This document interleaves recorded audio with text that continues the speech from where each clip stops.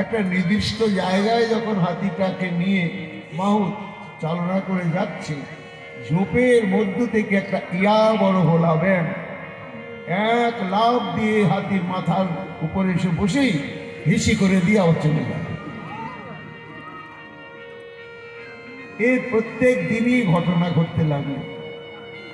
এখন হস্তি চালক ভাব চিন্তা খায়, এইখানে যখন আসে ওই ব্যাংকটা এক লাফ দিয়ে হাতির মাথায় উঠে একটু পেচ্ছাপ করে দিয়ে আবার চলে যায় জঙ্গলের মধ্যে।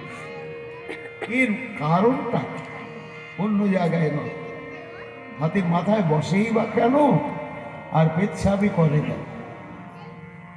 তখন মন্ত্রিমণ্ডলের মধ্যে একজন বিক্ষ মন্ত্রী ছিলেন। এইবার মাহুত তাকে গিয়ে বলছে, মন্ত্রীমশাই এরকম কাণ্ড,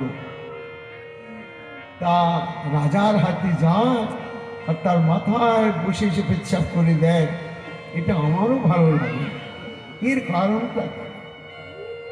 তখন বিচক্ষণ মন্ত্রী বলছেন, আজকে চলো তোমার সঙ্গে যাব। মন্ত্রীও তো হাতির পিঠে চেপেছে।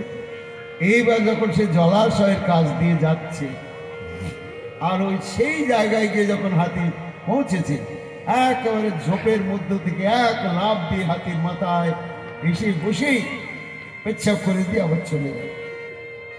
মন্ত্রী বললে, দাঁড়াও দাঁড়াও, হাতিটা দাঁড় করো। মাহুতকে বললো, চলো তো, যেখানে চলে গেল ওই জায়গাটাতে যায়। খুঁজতে খুঁজতে খুঁজতে খুঁজতে দেখছে ব্যাংকটা যেখানে আছে ওই জায়গায় পৌঁছে গেল। দেখছে ব্যাংকটা একেবারে গাঢ় হয়ে বসে আছে। তখন মাহুত ওকে খোঁচা দিচ্ছে, ও একেবারে ফুলছে। মন্ত্রী বলছে যে, মাহুত একটা লাঠি দিয়ে ওকে উল্টে দাও। বড় ব্যাংক তো, যে উল্টে দিয়েছে, যেখানে বসে ব্যাংকটা ওইরকম করছিল তখন উল্টে ছড়িয়ে গিয়েছে। তখন দেখছে ওইখানে প্রাচীনকালে সোনার টাকা ছিল। দৈবক্রমে একটা সোনার টাকা কোনো কারণে পড়ে যাক বা কি যাক ওইখানে আছে, আর ওর উপরে ব্যাংকটা বাসা বেঁধেছে। তা তত্ত্বটাকে মন্ত্রী বলছে যে, দেখুন ধনের অহংকার কত বড়, মানুষ কোন ছাড়, একটা জীব প্রাণী ব্যাংক, সেও সোনার টাকার উপরে আছে। সে ভাবছে আমার রাজার চাইতে আমি মহাধনী, রাজার হাতির মাথায় পেচ্ছাপ করি। ধন মানুষের জীবনে কত বড় ভয়ঙ্কর অহংকার নিয়ে আসে।